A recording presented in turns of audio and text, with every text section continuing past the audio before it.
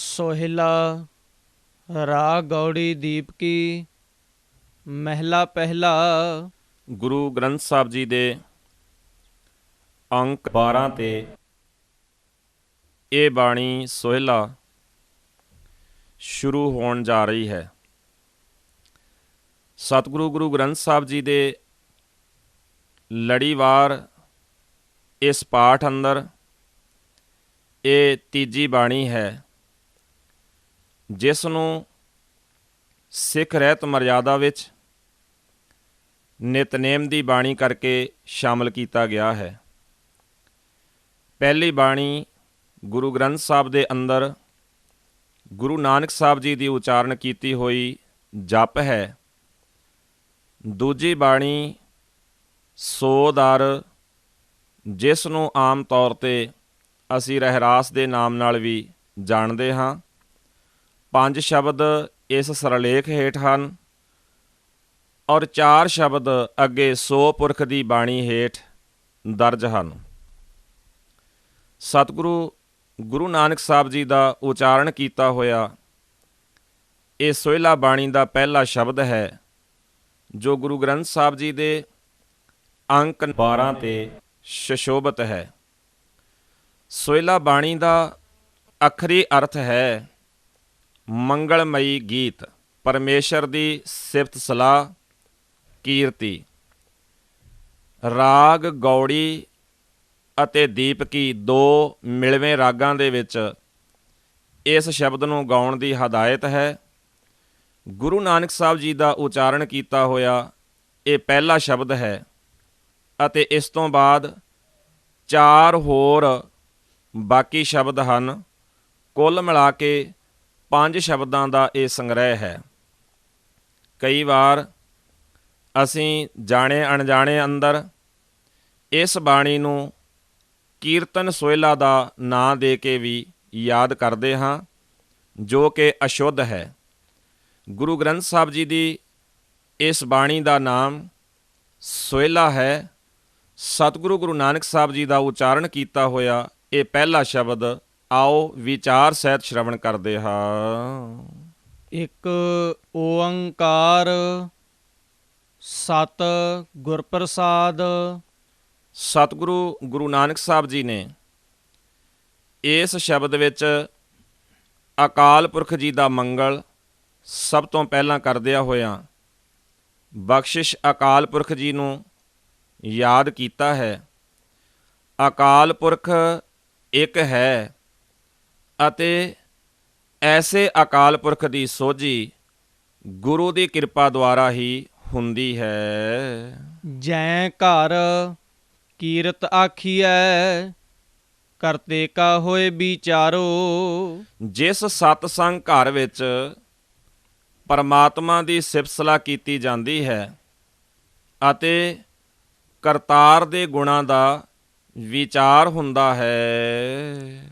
ਤਿਤ ਘਰ ਗਾਵੋ ਸੋਹਿਲਾ ਸਿਵਰਿਓ ਸਿਰਜਨਹਾਰੋ। ਹੇ ਜਿੰਦ, ਉਸ ਸਤਸੰਗ ਘਰ ਵਿੱਚ ਜਾ ਕੇ ਤੂੰ ਵੀ ਪ੍ਰਭੂ ਦੀ ਸਿਫਤ ਸਲਾਹ ਦੇ ਗੀਤ, ਸੁਹਾਗ ਮਿਲਾਪ ਦੇ ਸੋਹਣੇ ਗੀਤ ਗਾ, ਉਸ ਸਿਰਜਣਹਾਰ ਨੂੰ ਯਾਦ ਕਰ।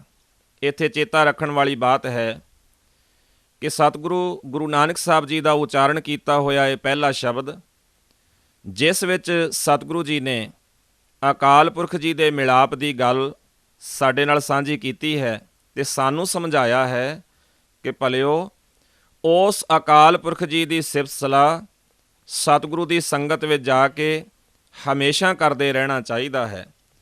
ਜਿਵੇਂ ਇੱਕ ਬੱਚੀ ਨੇ ਸਹੁਰੇ ਘਰ ਵਿੱਚ ਜਾਣਾ ਹੋਵੇ ਅਤੇ ਸਹੁਰੇ ਘਰ ਵਿੱਚ ਜਾਣ ਤੋਂ ਪਹਿਲਾਂ ਉੱਥੇ ਮੰਗਲ ਦੇ ਖੁਸ਼ੀ ਦੇ ਗੀਤ ਗਾਏ ਜਾਂਦੇ ਹਨ, ਜਿਨ੍ਹਾਂ ਵਿੱਚ ਥੋੜ੍ਹਾ ਵਿਛੋੜੇ ਦਾ ਭਾਵ ਵੀ ਹੈ, ਪਿਆਰ ਦਾ ਭਾਵ ਵੀ ਹੈ ਅਤੇ ਅਗਲੇ ਘਰ ਜਾਣ ਵਾਸਤੇ ਤਿਆਰੀ ਦੀ ਪ੍ਰੇਰਣਾ ਵੀ ਹੈ।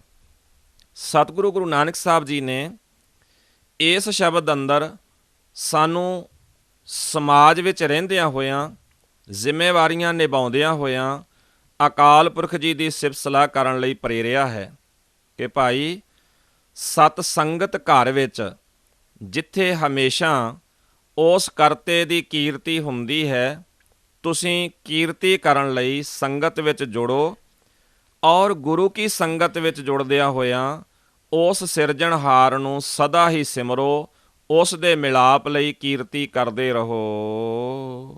ਤੁਮ ਗਾਵੋ ਮੇਰੇ ਨਿਰਭਉ ਕਾ ਸੋਹਿਲਾ।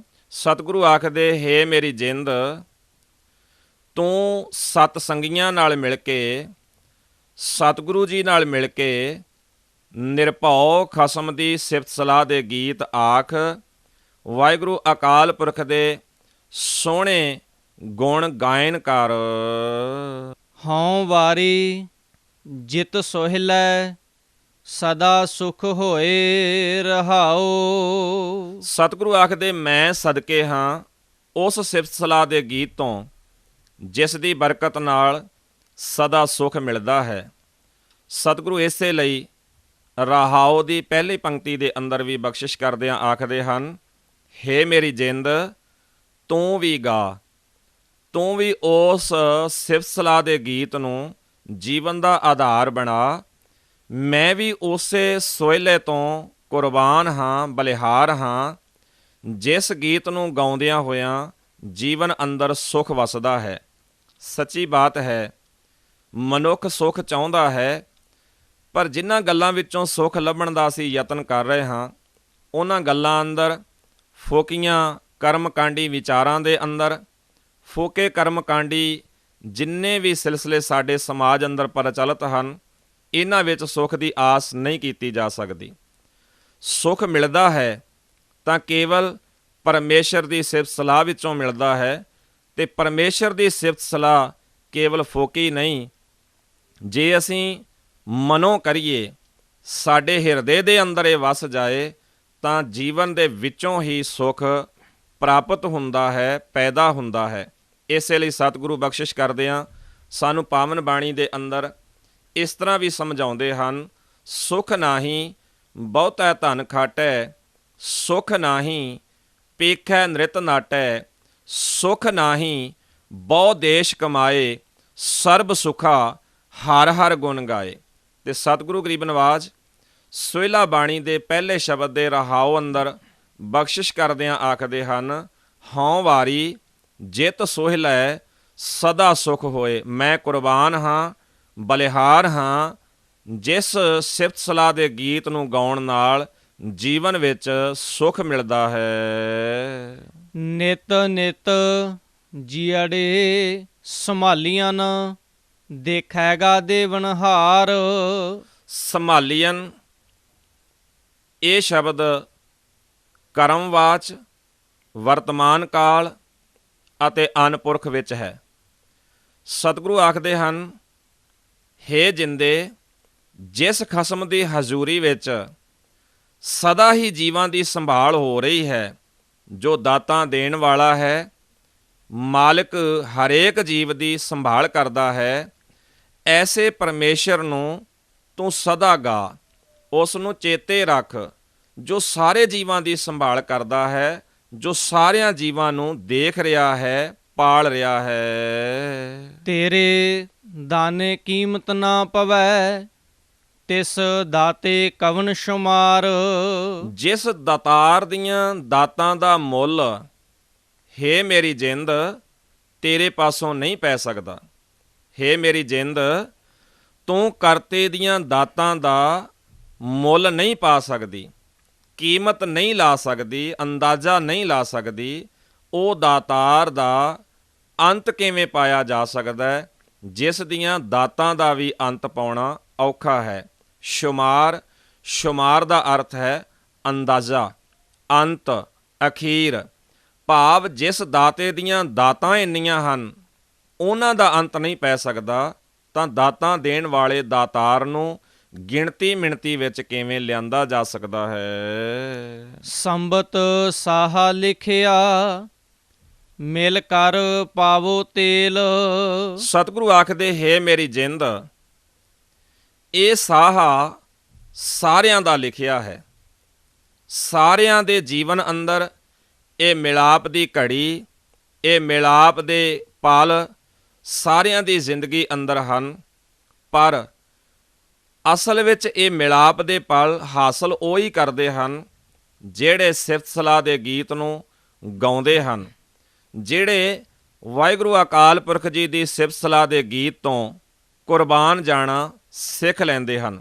ਸੰਬਤ ਦਾ ਅਰਥ ਹੈ ਵਰਾ, ਸਾਲ, ਤੇ ਸਾਹੇ ਦਾ ਅਰਥ ਹੈ ਉਹ ਸਮਾਂ ਜਦੋਂ ਵਿਅਕਤੀ ਨੇ ਦੂਜੇ ਪਾਸੇ ਤੁਰ ਕੇ ਭਾਵ ਸਹੁਰੇ ਘਰ ਜਾ ਕੇ ਪਤੀ ਦੇ ਨਾਲ ਮਿਲ ਜਾਣਾ ਹੈ। ਉਹ ਸਮਾਂ ਜਿਹੜਾ ਵਿਆਹ ਦਾ ਮਿਲਾਪ ਦਾ ਮਿਥਿਆ ਗਿਆ ਹੈ। ਸਤਿਗੁਰੂ ਆਖਦੇ ਸੰਬਤ ਸਾਹਾ ਲਿਖਿਆ, ਇਹ ਮਿਲਾਪ ਦਾ ਸਮਾਂ ਸਾਰਿਆਂ ਦਾ ਲਿਖਿਆ ਹੋਇਆ ਹੈ। ਮਿਲ ਕਰ ਪਾਵੋ ਤੇਲ, ਤੁਸੀਂ ਸਤਸੰਗੀਆਂ ਨਾਲ ਮਿਲ ਕੇ ਇਹ ਮਿਲਾਪ ਵਾਲਾ ਸਬੰਧ, ਮਿਲਾਪ ਵਾਲੀ ਤਿਆਰੀ ਆਪੋ ਆਪਣੀ ਸ਼ੁਰੂ ਕਰੋ ਤਾਂ ਕਿ ਕਰਤੇ ਅਕਾਲ ਪੁਰਖ ਜੀ ਦੇ ਨਾਲ ਸਾਡਾ ਮੇਲ ਹੋ ਸਕੇ। ਦੇਹੋ ਸੱਜਣ ਅਸੀਸੜੀਆਂ, ਜਿਉ ਹੋਵੈ ਸਾਹਿਬ ਸਿਉ ਮੇਲ। ਹੇ ਸੱਜਣ, ਹੇ ਸਤਸੰਗ ਸਹੇਲਿਓ, ਸਾਨੂੰ ਅਸੀਸਾਂ ਦਿਓ, ਮੈਨੂੰ ਅਸੀਸਾਂ ਦਿਓ ਤਾਂ ਕਿ ਮੈਂ ਉਸ ਸਾਹਿਬ ਨਾਲ ਮੇਲ ਹਾਸਲ ਕਰ ਸਕਾਂ, ਮੇਰਾ ਸਾਹਿਬ ਨਾਲ ਮੇਲ ਹੋ ਸਕੇ। ਮੈਨੂੰ ਐਸੀਆਂ ਅਸੀਸਾਂ ਸਤਿਗੁਰੂ ਦੇ ਉਪਦੇਸ਼ ਦੀਆਂ ਸੋਹਣੀਆਂ ਵਿਚਾਰਾਂ ਬਖਸ਼ਿਸ਼ ਕਰੋ। ਮੈਨੂੰ ਸਮਝਾਓ ਜਿਨ੍ਹਾਂ ਅਸੀਸਾਂ ਦੇ ਸਦਕਾ ਮੈਂ ਸਾਹਿਬ ਨਾਲ ਸੰਬੰਧ ਜੋੜ ਸਕਾਂ। ਮੇਰਾ ਵੀ ਜੀ ਕਰਦਾ ਹੈ ਮੈਂ ਸਾਹਿਬ ਦੇ ਮਿਲਾਪ ਦੀਆਂ ਘੜੀਆਂ ਆਪਣੇ ਜੀਵਨ ਵਿੱਚ ਮਾਣਾਂ। ਘਰ ਘਰ ਇਹੋ ਪਹੁੰਚਾ, ਸਦੜੇ ਨਿਤ ਪਵਾਨਾ। ਘਰ ਘਰ ਇਹੋ ਪਹੁੰਚਾ, ਇਸ ਦਾ ਅਰਥ ਹੈ ਹਰੇਕ ਹਿਰਦੇ ਘਰ ਦੇ ਅੰਦਰ ਇਹ ਸੱਦਾ, ਇਹ ਸੁਨੇਹਾ, ਇਹ ਸਾਹੇ ਦੀ ਚਿੱਠੀ ਪਹੁੰਚੀ ਹੈ। ਇਸ ਦਾ ਪਰਵਾਨਾ ਇਹ ਪਹੁੰਚਿਆ ਹੋਇਆ ਹੈ। ਹਰੇਕ ਜੀਵਨ ਦੇ ਅੰਦਰ ਸਤਿਗੁਰੂ ਅਕਾਲ ਪੁਰਖ ਜੀ ਦੇ ਮਿਲਾਪ ਦੇ ਪਲ ਪਏ ਹੋਏ ਹਨ। ਪਰ ਅਸੀਂ ਕਿਉਂਕਿ ਸਮਾਜ ਦੇ, ਸੰਸਾਰ ਦੇ ਰਸਾਂ ਕਸਾਂ ਵਿੱਚ ਉਲਝੇ ਹੋਏ ਹਾਂ, ਅਸੀਂ ਆਪੋ ਆਪਣੀ ਮਾਇਕ ਦੌੜ ਦੇ ਅੰਦਰ ਹਾਂ। ਇਸ ਲਈ ਅਸੀਂ ਉਹਨਾਂ ਪਲਾਂ ਵੱਲ ਧਿਆਨ ਨਹੀਂ ਦਿੰਦੇ। ਅਸੀਂ ਕਦੀ ਵੀ ਕਰਤੇ ਅਕਾਲ ਪੁਰਖ ਜੀ ਤੋਂ ਵਿਛੜੇ ਹੋਣ ਦਾ ਅਹਿਸਾਸ ਆਪਣੇ ਜੀਵਨ ਦੇ ਅੰਦਰ ਮਹਿਸੂਸ ਨਹੀਂ ਕਰਦੇ। ਇਸੇ ਲਈ ਸਾਨੂੰ ਮਿਲਾਪ ਵਾਲੀਆਂ ਜੋ ਘੜੀਆਂ, ਮਿਲਾਪ ਵਾਲੇ ਜੋ ਗੁਣ ਸਾਡੀ ਜ਼ਿੰਦਗੀ ਅੰਦਰ ਪਏ ਹਨ, ਉਹਨਾਂ ਨੂੰ ਅਸੀਂ ਵਰਤਣ ਦਾ ਯਤਨ ਨਹੀਂ ਕਰਦੇ। ਸਤਿਗੁਰੂ ਆਖਦੇ ਹਨ ਘਰ ਘਰ ਇਹੋ ਪਹੁੰਚਾ, ਹਰੇਕ ਘਰ ਦੇ ਅੰਦਰ, ਹਰੇਕ ਹਿਰਦੇ ਦੇ ਅੰਦਰ ਵਾਹਿਗੁਰੂ ਅਕਾਲ ਪੁਰਖ ਜੀ ਦੇ ਮਿਲਾਪ ਦੀ ਇਹ ਚਿੱਠੀ, ਸਾਏ ਚਿੱਠੀ ਹੈ। ਸੱਦੜੇ ਨਿਤ ਪਵਨ, ਔਰ ਸਤਿਗੁਰੂ ਦੀ ਕਿਰਪਾ ਨਾਲ ਸਾਨੂੰ ਸੱਦੇ ਵੀ ਰੋਜ਼ ਪੈਂਦੇ ਹਨ ਮਿਲਾਪ ਲਈ। ਸਤਿਗੁਰੂ ਦੇ ਘਰੋਂ ਆਵਾਜ਼ ਵੀ ਨਿਤ ਪੈਂਦੀ ਹੈ, ਪਰ ਅਸੀਂ ਸੁਣੀ ਅਣਸੁਣੀ ਕਰਕੇ ਇਸ ਪਾਸਿਓਂ ਅਵੇਸਲੇ ਰਹਿੰਦੇ ਹਾਂ। ਸਦਨ ਹਾਰਾ ਸਿਮਰਿਐ, ਨਾਨਕ ਸੇ ਦੇ ਆਵਨ। ਸਤਿਗੁਰੂ ਆਖਦੇ ਹੈ ਸਤ ਸੰਗਿਓ, ਉਹ ਸੱਦਾ ਭੇਜਣ ਵਾਲੇ ਪ੍ਰਭੂ ਪਤੀ ਨੂੰ ਯਾਦ ਰੱਖਣਾ ਚਾਹੀਦਾ ਹੈ, ਕਿਉਂਕਿ ਉਹ ਗੁਰੂ ਦੇ ਰਾਹੀਂ ਸਾਨੂੰ ਸੱਦੇ ਭੇਜ ਰਿਹਾ ਹੈ ਮਿਲਾਪ ਲਈ, ਔਰ ਅਸੀਂ ਅਵੇਸਲੇ ਹਾਂ। ਨਹੀਂ, ਅਵੇਸਲੇ ਨਹੀਂ ਹੋਣਾ ਚਾਹੀਦਾ। ਸੱਦਣ ਹਾਰਾ ਸਿਮਰਿਐ, ਉਹਨੂੰ ਯਾਦ ਰੱਖਣਾ ਚਾਹੀਦਾ, ਭੁੱਲਣਾ ਨਹੀਂ ਚਾਹੀਦਾ। ਤੇ ਸਤਿਗੁਰੂ ਅਖੀਰ ਤੇ ਕਵੀ ਛਾਪ ਵਰਤਦਿਆਂ ਹੋਇਆਂ ਆਖਦੇ, ਹੇ ਨਾਨਕ, ਸਾਡੇ ਵੀ ਉਹ ਦਿਨ ਨੇੜੇ ਆ ਰਹੇ ਹਨ ਜਦੋਂ ਅਸੀਂ ਸਿਮਰਨਾ ਸ਼ੁਰੂ ਕਰਾਂਗੇ, ਯਾਦ ਕਰਨਾ ਸ਼ੁਰੂ ਕਰਾਂਗੇ। ਸਾਡੇ ਅੰਦਰ ਵੀ ਮਿਲਾਪ ਦੀ ਤਾਂਘ ਪੈਦਾ ਹੋਏਗੀ, ਅਵੇਸਲਾਪਨ ਛੱਡ ਦਿਆਂਗੇ। ਅਸੀਂ ਵੀ ਸਾਏ ਚਿੱਠੀ ਦੇ ਅਨੁਸਾਰ ਆਪਣੇ ਜੀਵਨ ਦੇ ਪੰਧ ਨੂੰ ਆਰੰਭ ਕਰਾਂਗੇ। ਤੇ ਸਤਿਗੁਰੂ ਆਖਦੇ ਹੈ ਭਲਿਓ, ਇਹ ਮਿਲਾਪ ਦੇ ਦਿਨ ਨੇੜੇ ਹਨ, ਸਾਡਾ ਵੀ ਮਿਲਾਪ ਅਕਾਲ ਪੁਰਖ ਜੀ ਦੇ ਨਾਲ ਹੋ ਜਾਏਗਾ। ਰਾਗ ਆਸਾ ਮਹਿਲਾ ਪਹਿਲਾ। ਸਤਿਗੁਰੂ ਜੀ ਦਾ ਸੋਹਿਲਾ ਬਾਣੀ ਦਾ ਇਹ ਦੂਜਾ ਸ਼ਬਦ ਹੈ ਜੋ ਰਾਗ ਆਸਾ ਵਿੱਚੋਂ ਹੈ ਅਤੇ ਗੁਰੂ ਨਾਨਕ ਸਾਹਿਬ ਜੀ ਦਾ ਹੀ ਉਚਾਰਨ ਕੀਤਾ ਹੋਇਆ ਹੈ। ਛੇ ਘਰ ਛੇ ਗੁਰ ਛੇ ਉਪਦੇਸ਼। ਸਤਿਗੁਰੂ ਜੀ ਨੇ ਇਸ ਸ਼ਬਦ ਦੇ ਆਰੰਭ ਵਿੱਚ ਕੁਝ ਅਨਮਤੀ ਵਿਚਾਰ ਨੂੰ ਸਾਹਮਣੇ ਰੱਖ ਕੇ ਫਿਰ ਸਾਨੂੰ ਸਮਝਾਉਣ ਦਾ ਯਤਨ ਕੀਤਾ ਹੈ।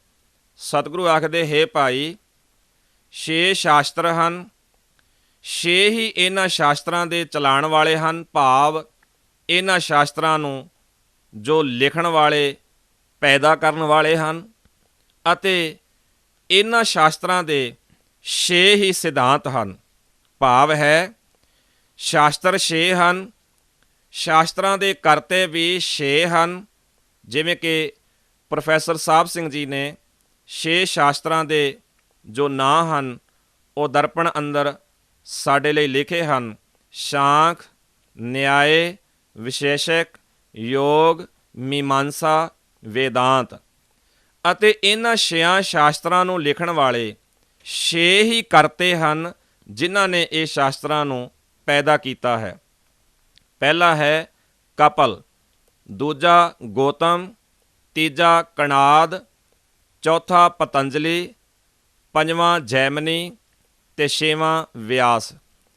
ਸਤਿਗੁਰੂ ਆਖਦੇ, ਜਿਵੇਂ 6 ਸ਼ਾਸਤਰ 6 ਹੀ ਇਹਨਾਂ ਦੇ ਲਿਖਣ ਵਾਲੇ ਅਤੇ ਇਹਨਾਂ 6 ਸ਼ਾਸਤਰਾਂ ਦੇ ਵੱਖ-ਵੱਖ ਇੱਕ ਦੂਜੇ ਤੋਂ ਅੱਡ-ਅੱਡ 6 ਹੀ ਉਪਦੇਸ਼ ਸਿਧਾਂਤ ਹਨ।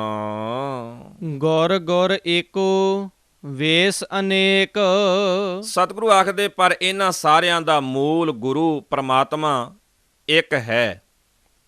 ਭਾਵੇਂ ਕਿ ਸ਼ਾਸਤਰ 6 ਹਨ, ਕਰਤੇ 6 ਹਨ ਅਤੇ ਸਿਧਾਂਤ ਵੀ ਵੱਖੋ ਵੱਖ ਅੱਡੋ ਅੱਡ ਹਨ, ਪਰ ਅਸਲੀਅਤ ਇਹ ਹੈ ਕਿ ਮੂਲ ਅਕਾਲ ਪੁਰਖ ਫਿਰ ਵੀ ਇੱਕ ਹੈ।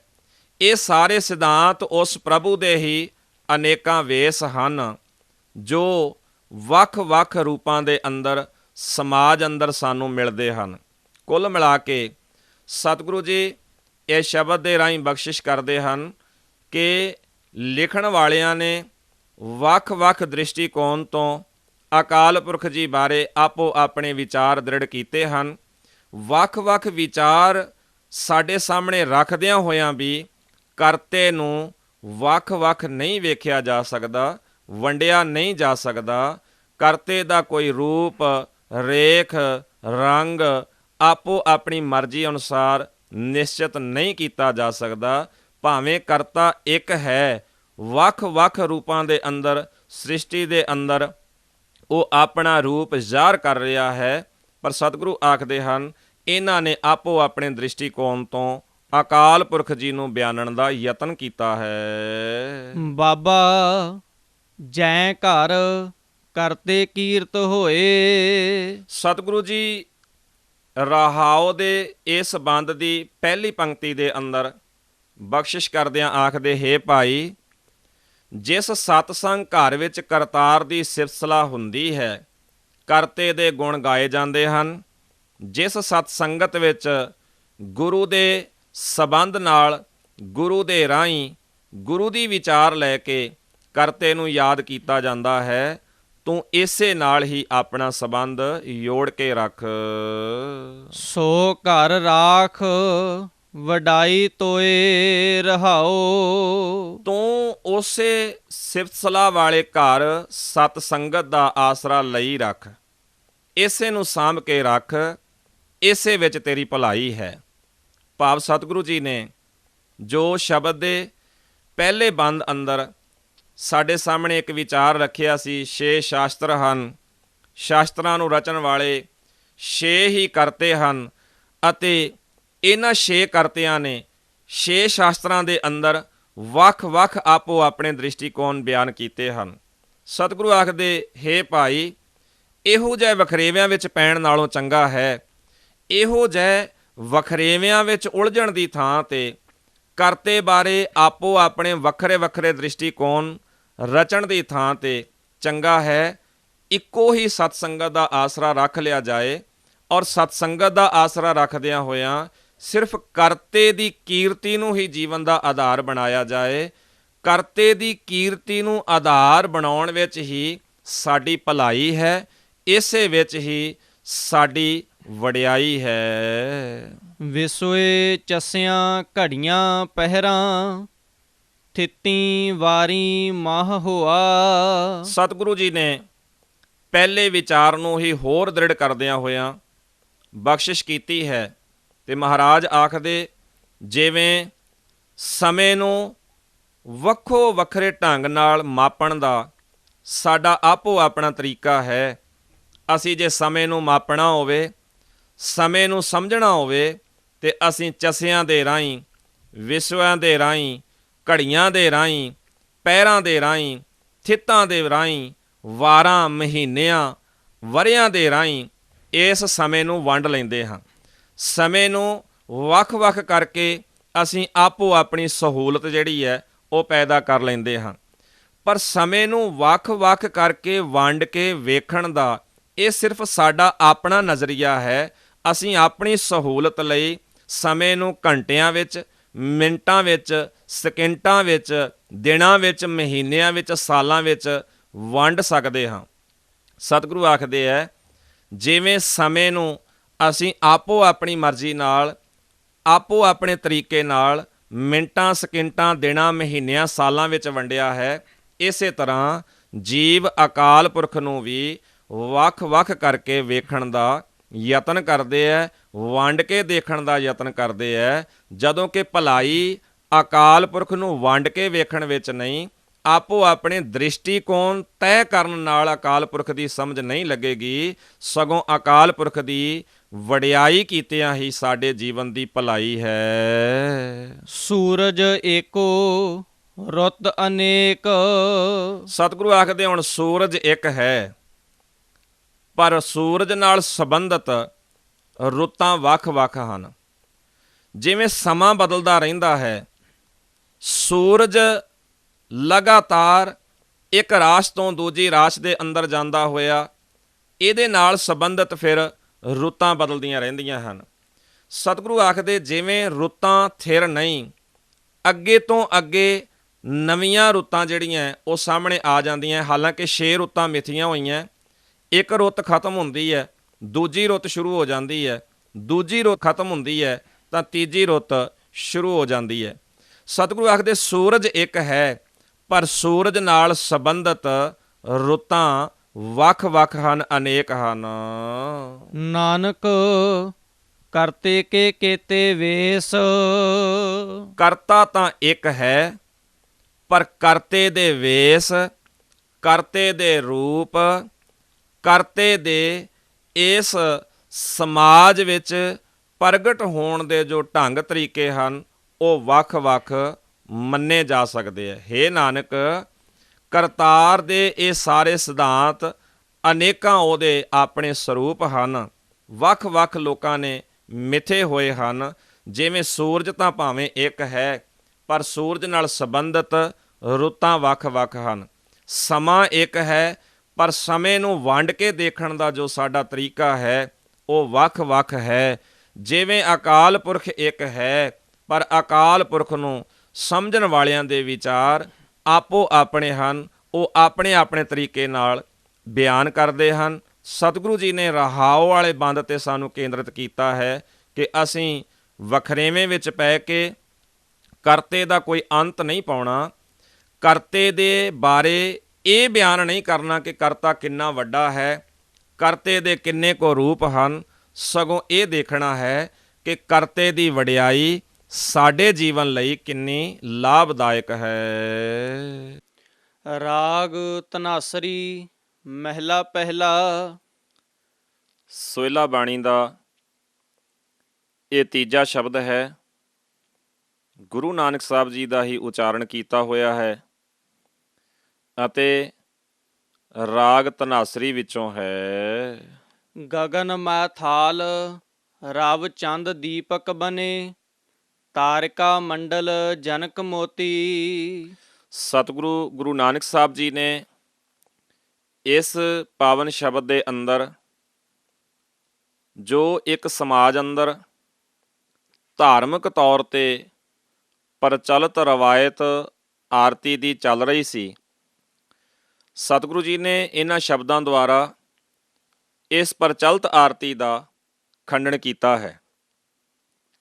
ਮਹਾਰਾਜ ਸੱਚੇ ਪਾਤਸ਼ਾਹ ਜੀ ਨੇ ਸਾਨੂੰ ਸਮਾਜ ਵਿੱਚ ਰਹਿਣ ਵਾਲੇ ਜੀਵਾਂ ਨੂੰ ਇਹ ਬਖਸ਼ਿਸ਼ ਕੀਤੀ ਹੈ ਕਿ ਭਲਿਓ ਸਾਨੂੰ ਆਪਣੇ ਤੌਰ ਤੇ ਆਪਣੀ ਮਰਜ਼ੀ ਨਾਲ ਜੋ ਅਸੀਂ ਛੋਟੀਆਂ-ਮੋਟੀਆਂ ਆਰਤੀਆਂ ਤੈਅ ਕਰਕੇ ਅਕਾਲ ਪੁਰਖ ਦੀ ਪੂਜਾ ਕਰਨ ਦਾ ਯਤਨ ਕਰ ਰਹੇ ਹਾਂ, ਅਸਲ ਵਿੱਚ ਇਹ ਆਰਤੀਆਂ ਸਾਡੀਆਂ ਮਨੋਕਲਪਤ ਹਨ। ਕਰਤਾ ਅਕਾਲ ਪੁਰਖ ਜੀ ਦੀ ਆਰਤੀ ਸਾਰੀ ਕੁਦਰਤ ਕਰ ਰਹੀ ਹੈ। ਸਾਰੀ ਕੁਦਰਤ ਅਕਾਲ ਪੁਰਖ ਜੀ ਦੇ ਬਣਾਏ ਨਿਯਮ ਵਿੱਚ, ਭਾਣੇ ਵਿੱਚ ਰਹਿ ਕੇ ਚੱਲ ਰਹੀ ਹੈ। ਜਿਵੇਂ ਕਰਤਾ ਪੁਰਖ ਜੀ ਨੇ ਜਿਹੜੀ ਚੀਜ਼ ਨੂੰ ਟਿਕਾਇਆ ਹੈ, ਜਿਹੜਾ ਵੀ ਉਸ ਨੂੰ ਫਰਜ਼ ਡਿਊਟੀ ਦਿੱਤੀ ਹੈ, ਉਹ ਆਪੋ ਆਪਣੇ ਫਰਜ਼ ਡਿਊਟੀਆਂ ਨਿਭਾ ਰਹੇ ਹਨ। ਸਾਨੂੰ ਕੇਵਲ ਵਿਖਾਵੇ ਦੇ ਤੌਰ ਤੇ ਕੁਝ ਥਾਲ ਅੰਦਰ ਦੀਵੇ ਜਗਾ ਕੇ, ਫੁੱਲ ਰੱਖ ਕੇ ਇਤਿਆਦਿਕ ਕਿਸੇ ਪ੍ਰਚਲਿਤ ਮੂਰਤੀ ਦੇ ਸਾਹਮਣੇ, ਵਿਅਕਤੀ ਦੇ ਸਾਹਮਣੇ ਆਰਤੀਆਂ ਦੀ ਲੋੜ ਨਹੀਂ। ਕਰਤਾ ਅਕਾਲ ਪੁਰਖ ਜੀ ਦੀ ਆਰਤੀ ਜੋ ਕੁਦਰਤ ਕਰ ਰਹੀ ਹੈ, ਸਾਨੂੰ ਇਸ ਪ੍ਰਚਲਿਤ ਆਰਤੀ ਦੇ ਅੰਦਰ ਸ਼ਾਮਲ ਹੋਣਾ ਚਾਹੀਦਾ ਹੈ। ਸਤਿਗੁਰੂ ਗੁਰੂ ਨਾਨਕ ਸਾਹਿਬ ਜੀ ਨੇ ਜਗਨਨਾਥਪੁਰੀ ਉੜੀਸਾ ਦੇ ਵਿੱਚ ਜਾ ਕੇ ਜੋ ਆਰਤੀ ਦਾ ਇੱਕ ਪ੍ਰਚਲਿਤ ਰੂਪ ਦੇਖਿਆ ਔਰ ਉਸ ਨੂੰ ਖੰਡਨ ਕਰਦਿਆਂ ਹੋਇਆਂ ਸਤਿਗੁਰੂ ਜੀ ਨੇ ਕੁਦਰਤ ਦੀ ਆਰਤੀ ਸਾਨੂੰ ਸਮਝਾਉਣ ਦਾ ਯਤਨ ਕੀਤਾ ਹੈ। ਤੇ ਸਤਿਗੁਰੂ ਜੀ ਇਸ ਮੁਬਾਰਕ ਸ਼ਬਦ ਦੇ ਅੰਦਰ ਬਖਸ਼ਿਸ਼ ਕਰਦਿਆਂ ਹੋਇਆਂ, ਸਾਨੂੰ ਸਮਝਾਉਂਦਿਆਂ ਹੋਇਆਂ ਆਖਦੇ ਹਨ, ਸਾਰਾ ਆਕਾਸ਼ ਮਾਨੋ ਥਾਲ ਹੈ, ਸੂਰਜ ਤੇ ਚੰਦਰਮਾ ਉਸ ਥਾਲ ਵਿੱਚ ਪਏ ਹੋਏ ਦੋ ਦੀਵੇ ਹਨ, ਤਾਰਿਆਂ ਦੇ ਸਮੂਹ ਮਾਨੋ ਥਾਲ ਵਿੱਚ ਮੋਤੀ ਰੱਖੇ ਹੋਏ ਹਨ। ਧੂਪ ਮਲ ਆਣ ਲੋ ਪਵਨ ਚਵਰੋ ਕਰੇ, ਸਗਲ ਬਨ ਰਾਏ ਫੂਲੰਤ ਜੋਤੀ। ਮਲਿਆਨਲੋ ਦਾ ਪਦ ਅਰਥ ਹੈ ਮੱਲਿਆ, ਪਹਾੜ ਵੱਲੋਂ ਆਉਣ ਵਾਲੀ ਹਵਾ।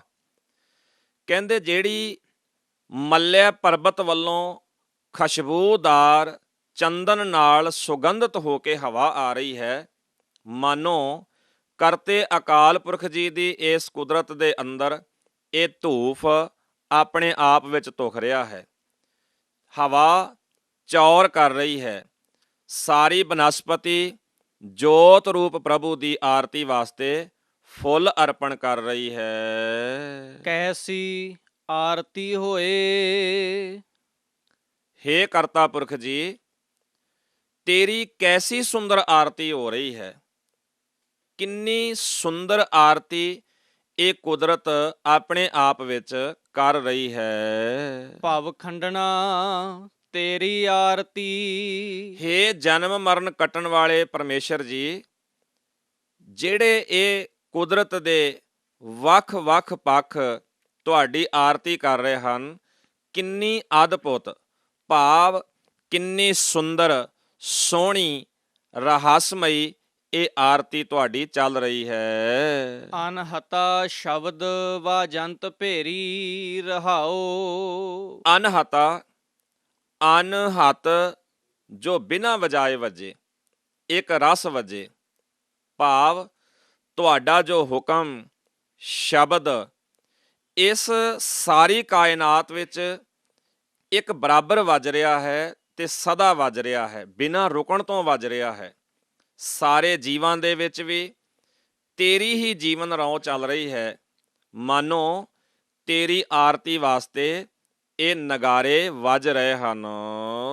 ਸਹਸ ਤਵ ਨੈਣ ਨਨ ਨੈਣ ਹੈ ਤੋਹੇ ਕਉ, ਸਹਸ ਮੂਰਤ ਨਨਾ ਏਕ ਤੋਹੀ। ਹੇ ਕਰਤਾ ਪੁਰਖ ਜੀ, ਤੁਹਾਡੀ ਆਪਣੀ ਕੋਈ ਵੀ ਇਸ ਤਰ੍ਹਾਂ ਆਕਾਰ ਵਾਲੀ ਕੋਈ ਮੂਰਤੀ, ਕੋਈ ਸ਼ਕਲੋ ਸੂਰਤ ਤੈਅ ਕਰਕੇ ਬਣਾਇਆ ਹੋਇਆ ਕੋਈ ਆਕਾਰ ਨਹੀਂ ਹੈ, ਪਰ ਸਭ ਜੀਵਾਂ ਵਿੱਚ ਵਿਆਪਕ ਹੋਣ ਕਰਕੇ ਹਜ਼ਾਰਾਂ ਤੇਰੀਆਂ ਅੱਖਾਂ ਹਨ, ਪਰ ਕਿਉਂਕਿ ਤੂੰ ਆਪ ਨਿਰਆਕਾਰ ਹੈ, ਇਸ ਲਈ ਹੇ ਪ੍ਰਭੂ ਤੇਰੀ ਆਪਣੀ ਕੋਈ ਵੀ ਇੱਕ ਅੱਖ ਨਿਸ਼ਚਿਤ ਨਹੀਂ ਕੀਤੀ ਜਾ ਸਕਦੀ।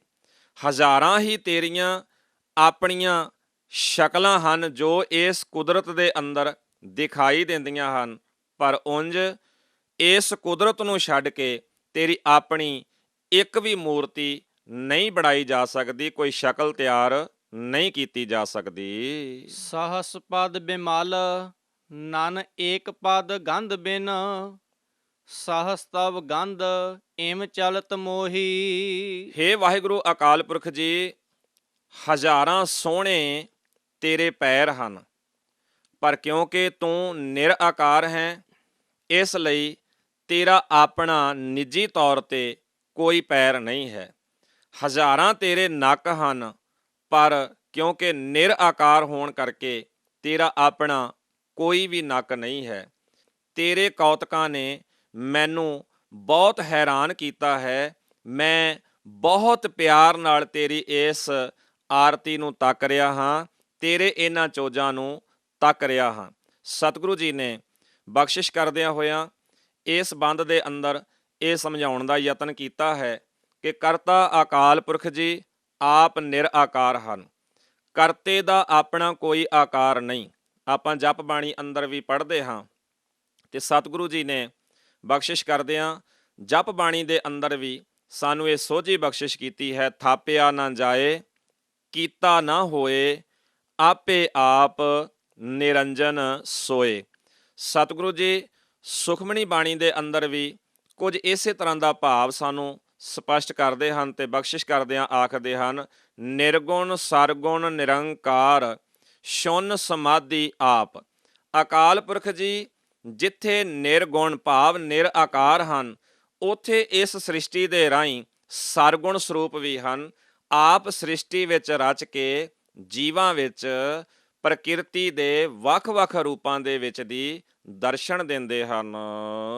ਸਭ ਮੈਂ ਜੋਤ ਜੋਤ ਹੈ ਸੋਏ। ਹੇ ਅਕਾਲ ਪੁਰਖ ਸਾਰੇ ਜੀਵਾਂ ਵਿੱਚ ਤੇਰੀ ਹੀ ਜੋਤ ਵਰਤ ਰਹੀ ਹੈ, ਤੇਰੀ ਹੀ ਇੱਕ ਰੌਂ ਸਾਰੇ ਜੀਵਾਂ ਦੇ ਅੰਦਰ ਪ੍ਰਚਲਿਤ ਹੋ ਰਹੀ ਹੈ। ਤਿਸ ਦੈ ਚਾਨਣ ਸਭ ਮੈਂ ਚਾਨਣ ਹੋਏ। ਤੇਰੀ ਇਸ ਜੋਤ ਦੇ ਪ੍ਰਕਾਸ਼ ਨਾਲ ਸਾਰੇ ਜੀਵਾਂ ਵਿੱਚ ਚਾਨਣ ਹੋ ਰਿਹਾ ਹੈ, ਭਾਵ ਜੋ ਜੀਵਾਂ ਵਿੱਚ ਸੂਝ ਬੂਝ ਵਰਤ ਰਹੀ ਹੈ, ਇਹ ਤੇਰੀ ਹੀ ਜੋਤ ਦਾ ਪ੍ਰਕਾਸ਼ ਹੈ। ਗੁਰ ਸਾਖੀ ਜੋਤ ਪ੍ਰਗਟ ਹੋਏ। ਇਸ ਸੂਝ ਬੂਝ ਦੀ ਸਮਝ ਵਿਅਕਤੀ ਨੂੰ ਆਪਣੇ ਆਪ ਵਿੱਚ ਨਹੀਂ ਆਉਂਦੀ।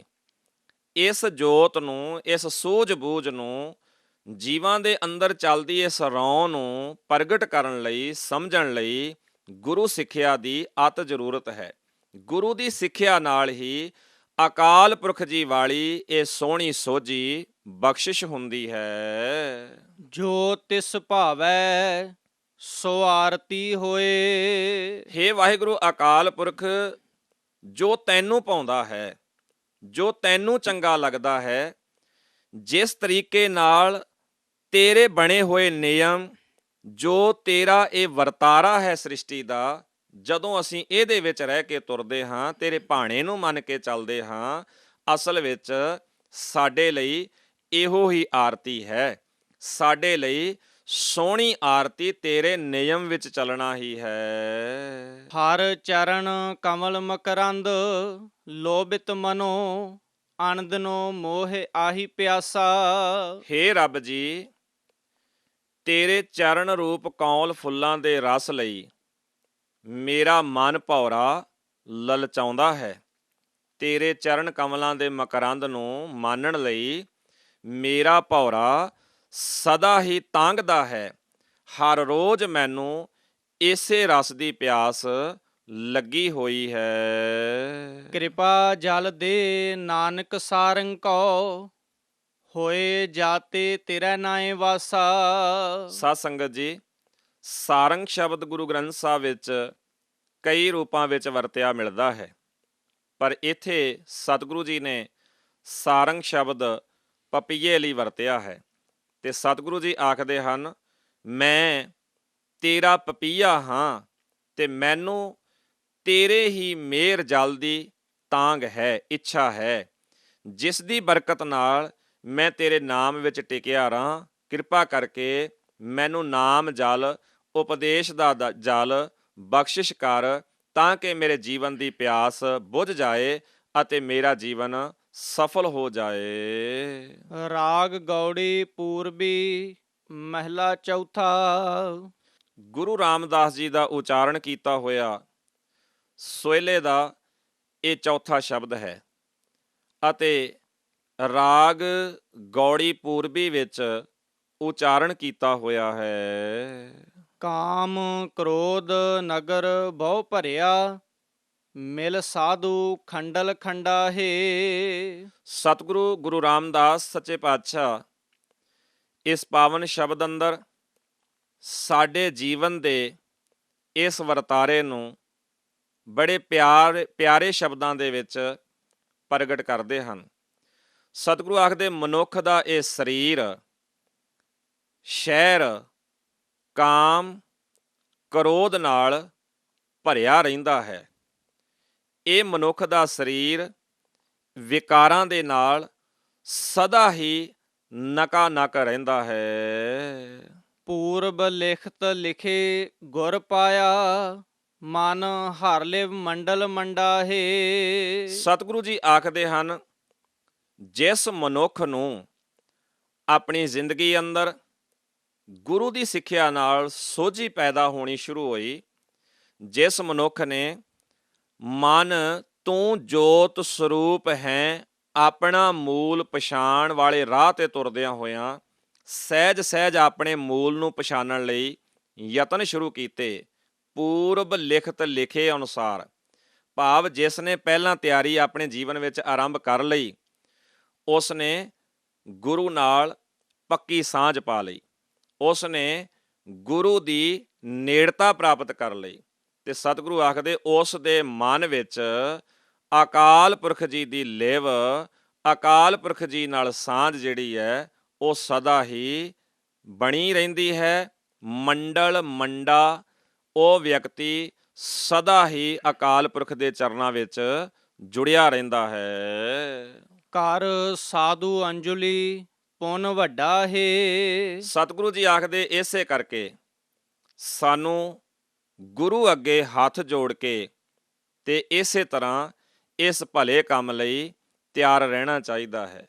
ਇਹ ਬੜਾ ਨੇਕ ਕੰਮ ਹੈ, ਇਹ ਬੜਾ ਸ਼ੋਭਾ ਵਾਲਾ ਕੰਮ ਹੈ ਕਿ ਦੋਵੇਂ ਹੱਥ ਜੋੜ ਕੇ ਅਸੀਂ ਸਤਿਗੁਰੂ ਦੇ ਅੱਗੇ ਹੀ ਹਾਜ਼ਰ ਰਹੀਏ, ਸਤਿਗੁਰੂ ਦੇ ਉੱਤੇ ਹੀ ਆਸ ਭਰੋਸਾ ਰੱਖੀਏ, ਕਿਉਂਕਿ ਇਹ ਸਰੀਰ ਕਾਮ ਕ੍ਰੋਧ ਆਦਿਕ ਵਿਕਾਰਾਂ ਨਾਲ ਭਰਿਆ ਹੋਇਆ ਹੈ।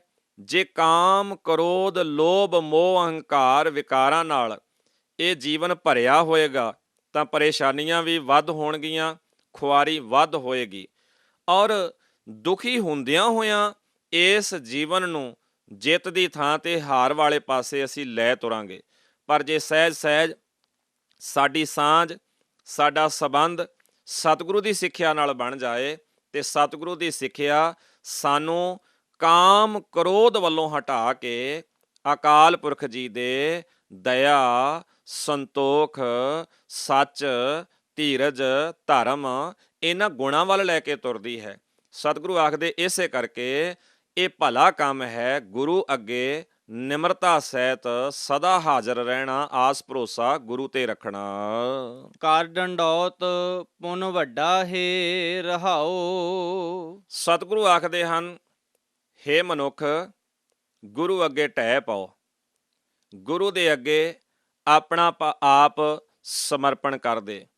ਗੁਰੂ ਨੂੰ ਆਪਾ ਭਾਵ ਸਮਰਪਣ ਕਰਨਾ ਇਹ ਬਹੁਤ ਨੇਕ ਕੰਮ ਹੈ, ਵੱਡੇ ਪੁੰਨ ਵਾਲਾ ਕੰਮ ਹੈ। ਸਾਕਤ ਹਰ ਰਸ ਸਾਧ ਨਾ ਜਾਣਿਆ, ਤਿੰਨ ਅੰਤਰ ਹਉਮੈ ਕੰਡਾ ਹੈ। ਸਾਕਤ ਸਾਕਤ ਭਾਵੇਂ ਕਿ ਸਮਾਜ ਵਿੱਚ ਜਦੋਂ ਅਸੀਂ ਤੁਰਦੇ ਹਾਂ ਤਾਂ ਸਮਾਜ ਵਿੱਚ ਤੁਰਦੇ ਹਾਂ ਸਾਡੇ ਬਹੁਤੇ ਲੋਕ ਭੁਲੇਖਿਆਂ ਦੇ ਸ਼ਿਕਾਰ ਜਿਹੜੇ ਹਨ ਉਹ ਕੁਝ ਆਪਣੇ ਤਰੀਕੇ ਨਾਲ ਸੋਚਦੇ ਹਨ ਕਿ ਜਿਹੜਾ ਵਿਅਕਤੀ ਕਿਸੇ ਭਰਮ ਭੁਲੇਖੇ ਪਖੰਡ ਨੂੰ ਨਹੀਂ ਮੰਨਦਾ ਜਾਂ ਕਿਸੇ ਭਰਮ ਭੁਲੇਖੇ ਪਖੰਡ ਦੇ ਖਿਲਾਫ ਬੋਲਦਾ ਹੈ ਤਾਂ ਸਾਡੇ ਲੋਕ ਉਸ ਨੂੰ ਸਾਕਤ ਕਹਿ ਕੇ ਬੁਲਾਉਂਦੇ ਹਨ।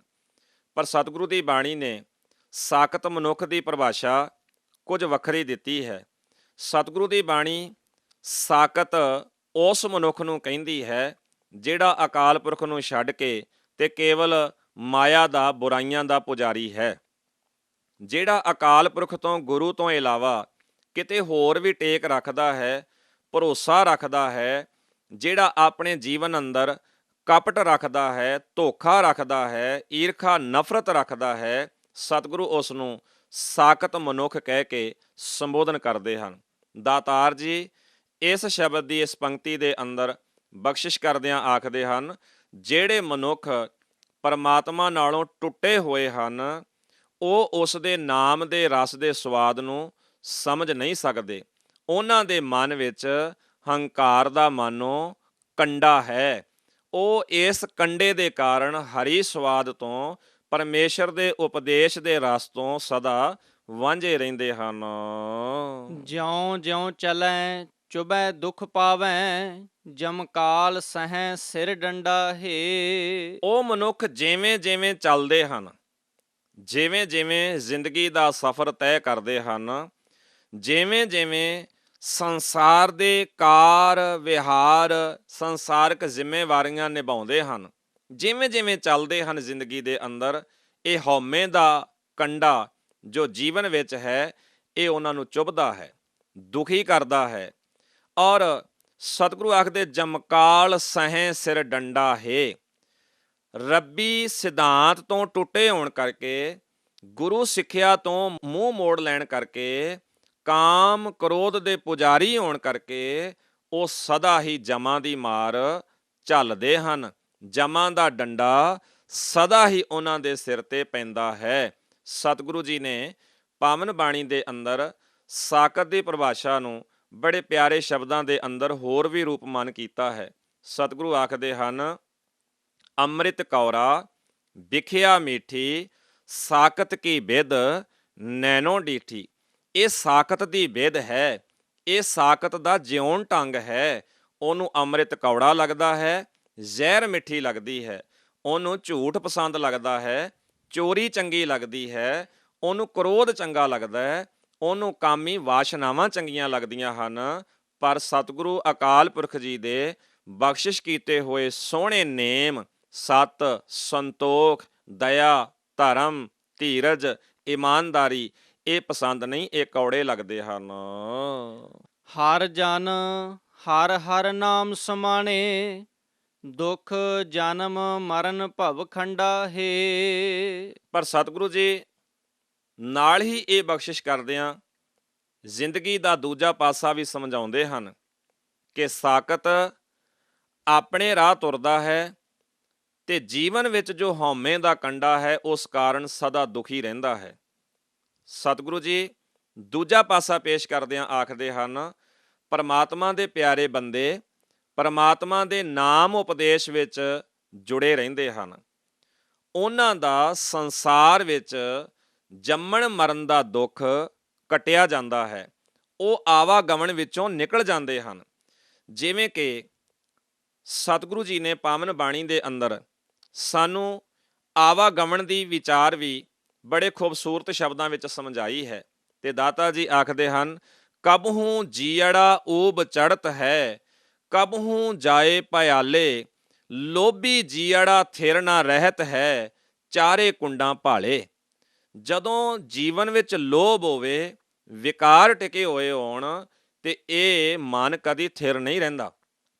ਇਹ ਮਨ ਕਦੀ ਤਾਂ ਸੇਵਾ ਭਾਵਨਾ ਵੱਲ ਦੌੜਦਾ ਹੈ, ਕਦੀ ਤਾਂ ਪਿਆਰ ਵਾਲੇ ਪਾਸੇ, ਦਇਆ ਵਾਲੇ ਪਾਸੇ ਦੌੜਦਾ ਹੈ ਤੇ ਅਚਾਨਕ ਹੀ ਨਿਵਾਣ ਵਾਲੇ ਪਾਸੇ ਨੂੰ ਤੁਰ ਜਾਂਦਾ ਹੈ, ਕਦੀ ਲੁੱਟ ਵਾਲੇ ਪਾਸੇ, ਕਦੀ ਕਿਸੇ ਕੋਲੋਂ ਖੋਹਣ ਵਾਲੇ ਪਾਸੇ, ਕਿਸੇ ਦੂਜੇ ਦਾ ਹੱਕ ਮਾਰਨ ਵਾਲੇ ਪਾਸੇ ਵੀ ਤੁਰ ਪੈਂਦਾ ਹੈ। ਸਤਿਗੁਰੂ ਆਖਦੇ ਹਨ ਇਹ ਸਦਾ ਹੀ ਫਿਰ ਜੰਮਣ ਮਰਨ ਬਣਿਆ ਰਹਿੰਦਾ ਹੈ ਜੇ ਸਤਿਗੁਰੂ ਦੇ ਨਾਮ ਨਾਲੋਂ ਸਾਂਝ ਤੋੜੀਏ।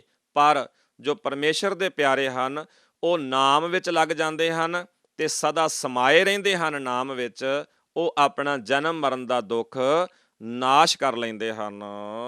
ਅਬਿਨਾਸ਼ੀ ਪੁਰਖ ਪਾਇਆ ਪਰਮੇਸ਼ਰ, ਬਹੁ ਸੋਭ ਖੰਡ ਬ੍ਰਹਮੰਡਾ ਹੈ। ਉਹਨਾਂ ਨੂੰ ਕਦੇ ਨਾਸ਼ ਨਾ ਹੋਣ ਵਾਲਾ ਸਰਬ ਵਿਆਪਕ ਪਰਮੇਸ਼ਰ ਮਿਲ ਪੈਂਦਾ ਹੈ।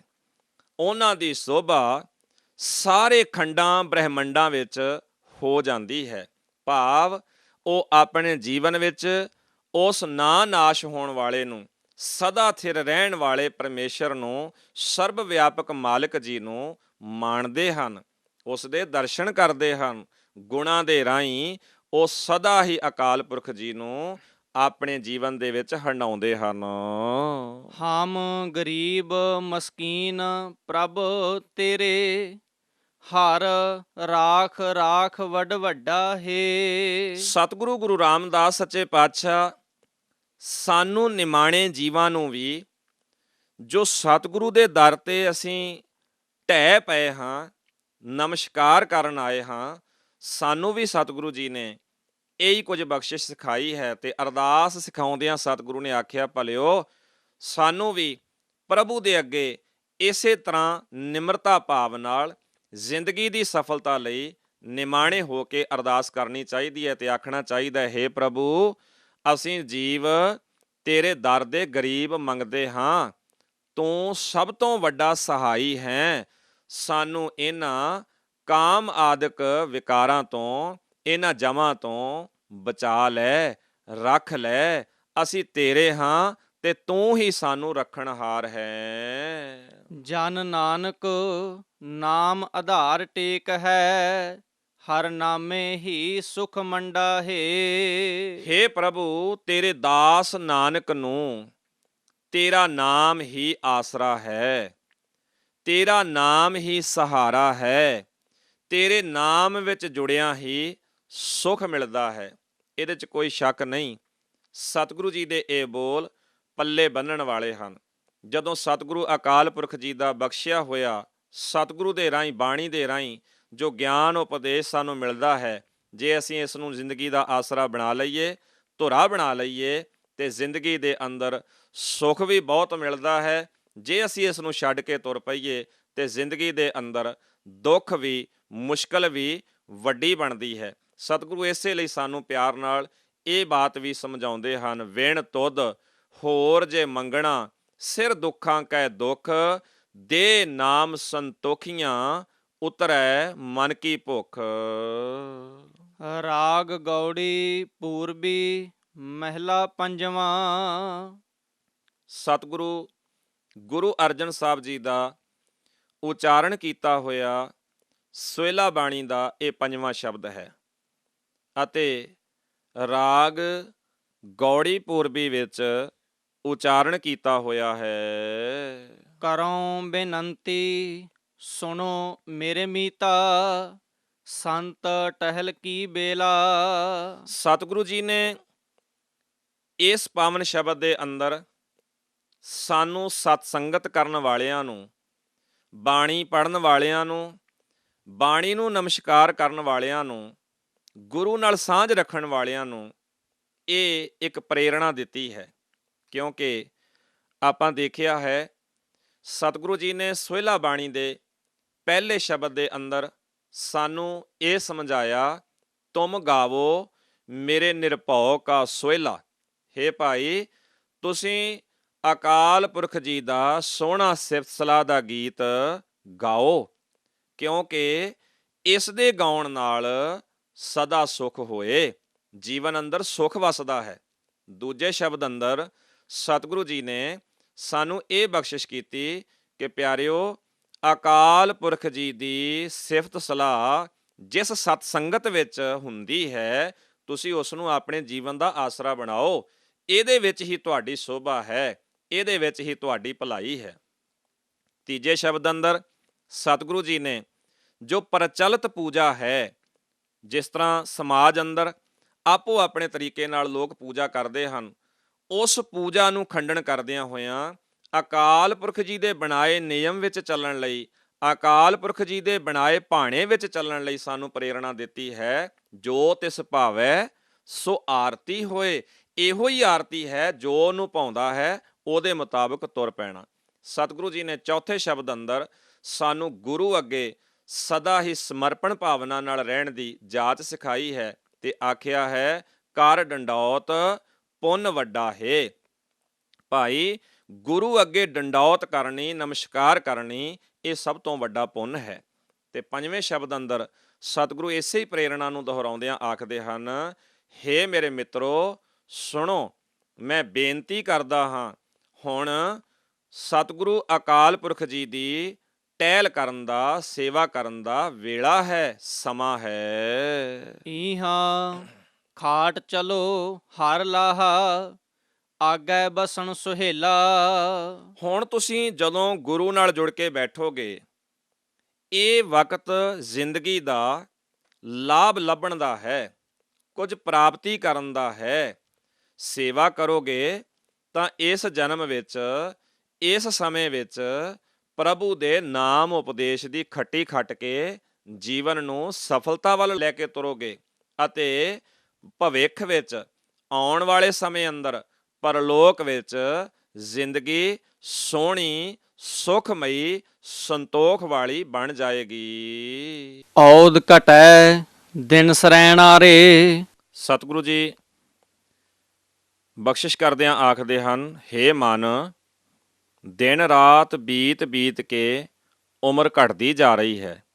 ਭਾਵ, ਹੇ ਮਨ, ਤੈਂ ਕਮਜ਼ੋਰ ਹੁੰਦਾ ਜਾ ਰਿਹਾ ਹੈ।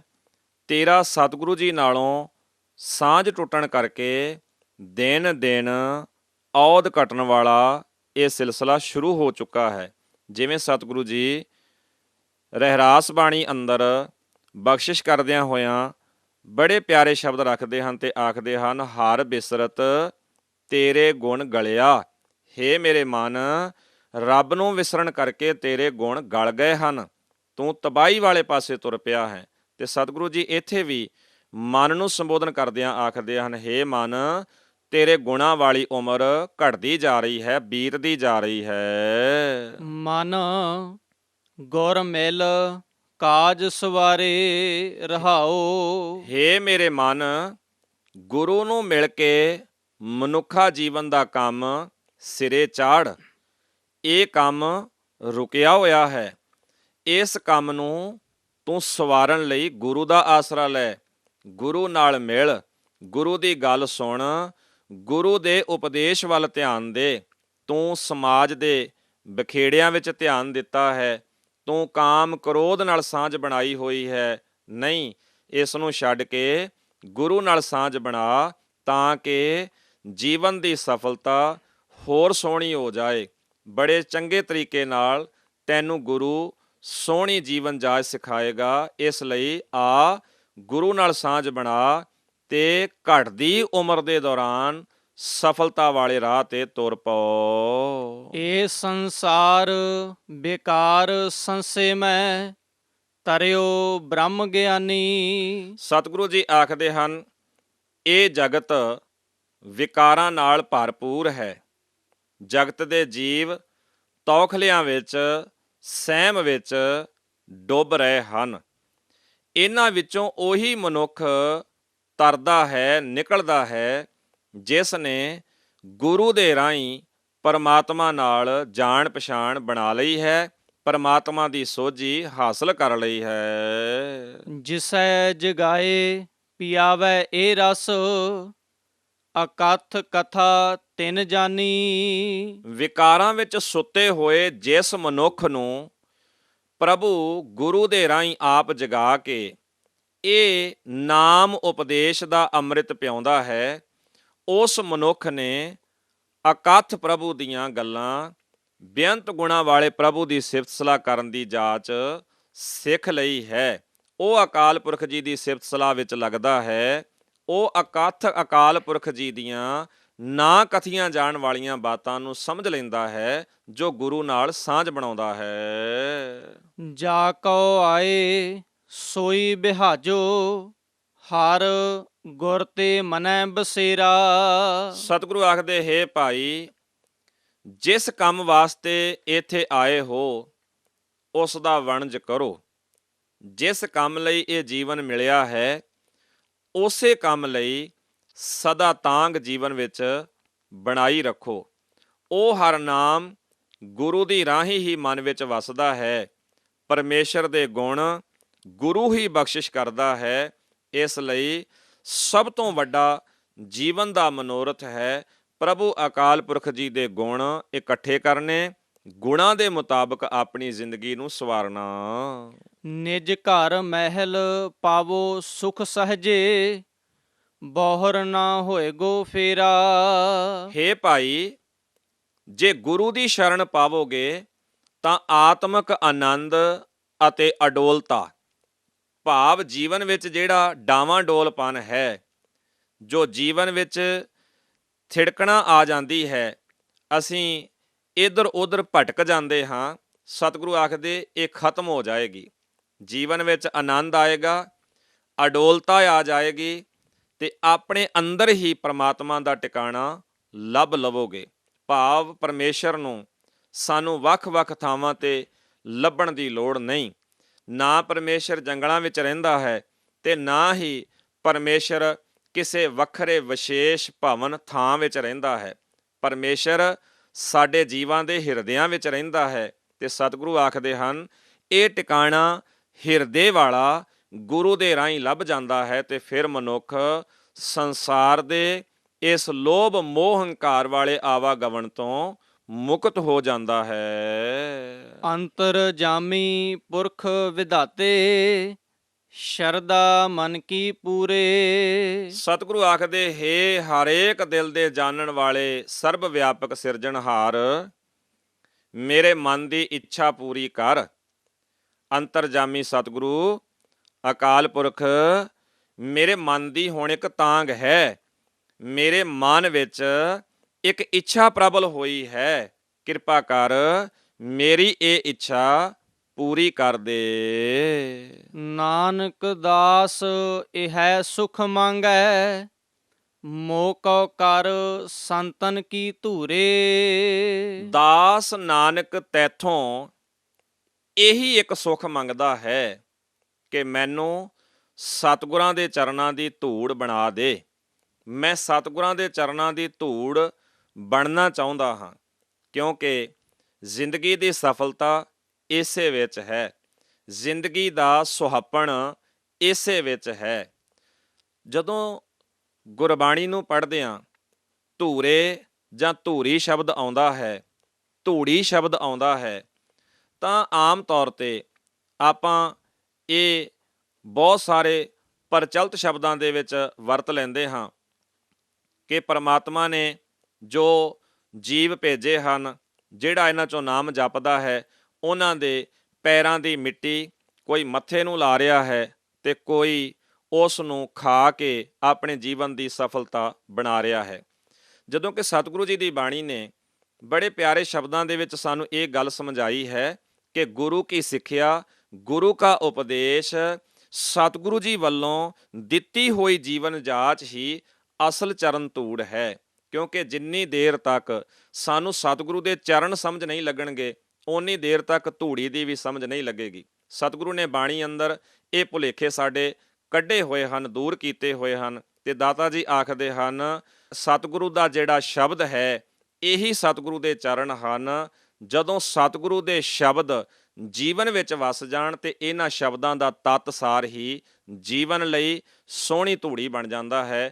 ਤੇ ਸਤਿਗੁਰੂ ਜੀ ਨੇ ਅਖੀਰ ਤੇ ਇਹੋ ਹੀ ਅਰਦਾਸ ਕੀਤੀ ਹੈ, ਮੈਨੂੰ ਨਾਨਕ ਦਾਸ ਨੂੰ ਵੀ ਇਹੋ ਹੀ ਕਿਰਪਾ ਕਰ, ਮੈਂ ਸਤਿਗੁਰਾਂ ਦੀ ਸਦਾ ਚਰਨ ਧੂੜ ਬਣਿਆ ਰਹਾ। ਅੰਤਰ ਜਾਮੀ ਪੁਰਖ ਵਿਧਾਤੇ, ਸ਼ਰਦਾ ਮਨ ਕੀ ਪੂਰੇ। ਨਾਨਕ ਦਾਸ ਇਹ ਸੁਖ ਮੰਗੈ, ਮੋਹ ਕਉ ਕਰ ਸੰਤਨ ਕੀ ਧੂਰੇ। ਵਾਹਿਗੁਰੂ ਜੀ ਕਾ ਖਾਲਸਾ ਵਾਹਿਗੁਰੂ ਜੀ ਕੀ ਫਤਿਹ।